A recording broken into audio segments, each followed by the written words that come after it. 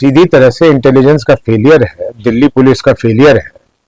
और सबसे बड़ी बात है कि दिल्ली में लाल किला, जो देश दिल्ली का दिल है, जहां से सभी प्रधानमंत्री देश को संबोधित करते हैं, उस जगह पर ऐसी घटना हो जाती, ये क्या दर्शाता है? पूरी तरह से दिल्ली पुलिस और इसलिए केंद्रीय गृह मंत्रालय, जो यूनियन होम मिनिस्ट्री है, उसकी जिम्मेदारी है। कोई भी होम मिनिस्टर होता है इस समय में, वो अमित शाह जी हो, वो शिवराज जी होते, कोई भी होता, सबसे पहली बात तो करनी चाहिए थी कि नैतिकता के आधार पे गृह मंत्री को इस्तीफा देना चाहिए। भाई, इससे बड़ी विफलता तो हो ही नहीं सकती है। हम लोगों ने देखा, अभी कश्मीर में देखा, जिसकी वजह से ऑपरेशन सिंदूर हो गया, वगैरह वगैरह हो गया। इंटेलिजेंस की फेलियर तमाम जगह है, उसकी जिम्मेदारी नहीं लेते। अब भाई, दिल्ली में आपके नाक के नीचे हो गया, इसकी जिम्मेदारी नहीं लीजिएगा, तो फिर जिम्मेदारी नाम की शब्द तो कैबिनेट से खत्म हो जानी चाहिए। कोई तो जिम्मेदार होगा ना। इतनी बड़ी घटना कैसे घट गई? आतंकवादियों ने किया, उन पे कार्रवाई करनी किसकी जिम्मेदारी है? हमारी सरकार की जिम्मेदारी है, और पूरा देश उनके साथ खड़ा है। ऐसी चीज में आप देखिएगा कि कहीं से भी कोई एक स्वर नहीं निकलेगा कि अपने केंद्र सरकार के विरोध में खड़ा है। लेकिन वो उसका साथ देने के बाद जो प्रश्न उठते हैं, जो यक्ष प्रश्न है कि भाई आप क्या कर रहे हैं?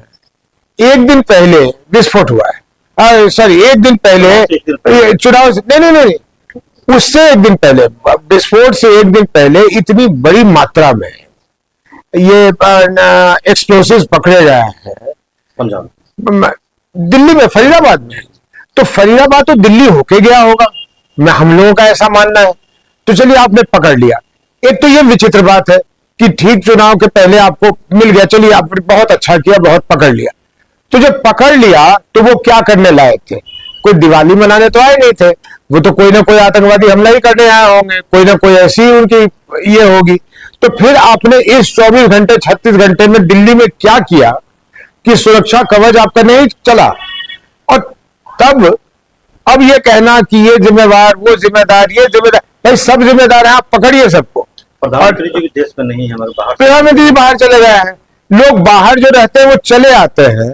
हमारे आदरणीय प्रधानमंत्री जी देश के बाहर चले गए, शायद इनको बहुत भरोसा होगा कि यहां सब कुछ ठीक रहेगा। तो मैं समझता हूं कि केंद्र सरकार या तो इसको न्यू नॉर्मल मान चुकी है कि अब ऐसा ही हुआ करेगा। तो अगर ऐसा ही हुआ करेगा तो फिर तो आपको अभी ऑपरेशन सिंदूर के बाद ये नहीं कहना चाहिए था कि कोई भी आतंकवादी घटना होगी तो हम पाकिस्तान पर चढ़ाई करेंगे। तब करिए चढ़ाई। तो वो तो खैर नादानी है, ऐसी बात नहीं करनी चाहिए। द्वितीय चरण का चुनाव से एक दिन पहले क्या कुछ साजिश? देखिए, कोई ना कोई, मुझे अपना, मेरा व्यक्तिगत मानना है कि कोई ऐसी ताकत है, आंतरिक हो विदेशी हो, जो ये चाहता है कि हिंदुस्तान का जो सामान्य लोकतांत्रिक प्रक्रिया है वो बाधित हो। क्योंकि एक पैटर्न बन रहा है, जब भी चुनाव आसपास होता है या चुनाव हो रहा होता है तो एक ऐसी घटना हो जाती है जो पूरे बहस को एक दूसरे रास्ते पे ले जाए, कहीं ना कहीं से वो रास्ता बदल जाए। अब कल ही देखिए गिरिराज सिंह वगैरह की जो बयान परसों आई है, क्या बयान है भाई? क्या बयान है? क्या करना चाह रहे हैं? देश को काट ही दीजिएगा, तोड़ ही दीजिएगा, क्या कर रहे हैं आप? जो सरकार में रहता है वो तो और जोड़ने की कोशिश करता है, आप तोड़ने की कोशिश कर रहे हैं। और शायद उसी कारण उनको नौकरी में रखा गया है। वो जो नौकरी कर रहे हैं कैबिनेट में, गिरिराज सिंह जैसे लोग, वो उनका काम ही इतना ही कि ये अब इस तरह की बयान दो कि देश में विभाजन हो। तो बहुत दुखद है। देखिए, चुनाव तो आते रहेंगे, जाते रहेंगे, कोई जीतेगा, कोई हारेगा, किसी की सरकार बनेगी, किसी के साथ चली जाएगी। लेकिन देश के साथ इस तरह की खिलवाड़ ये मंजूर नहीं है, ये किसी हालत में मंजूर नहीं है। और नैतिकता के आधार पे मैंने सुबह भी कहा कि अमित शाह जी को इस्तीफा दे देना चाहिए। अमित शाह जी का मतलब तत्कालिक गृह मंत्री, कोई भी गृह मंत्री हो, ऐसी घटना के बाद उसको इस्तीफा देना ही है, देना ही चाहिए।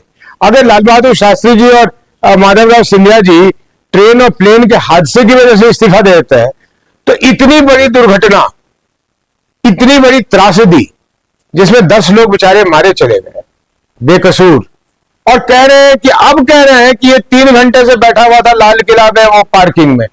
तो 3 घंटे से आपकी इंटेलिजेंस एजेंसी क्या कर रही थी? और दिल्ली में अगर कोई सशंकित जगह है कभी भी, कल ही नहीं कभी भी, तो लाल किला है भाई। लाल किला है, केंद्रीय सचिवालय है, ये सब जो जगह है, ये सब पे तो इन दुष्ट लोगों की नजर बनी ही रहती है। हमारे संसद पर, हमारे ऐसी जगहों पर तो ये दुष्ट की तो नजर बनी रहती है। तो ये कर क्या रहे थे, मेरे तो समझ में नहीं आया।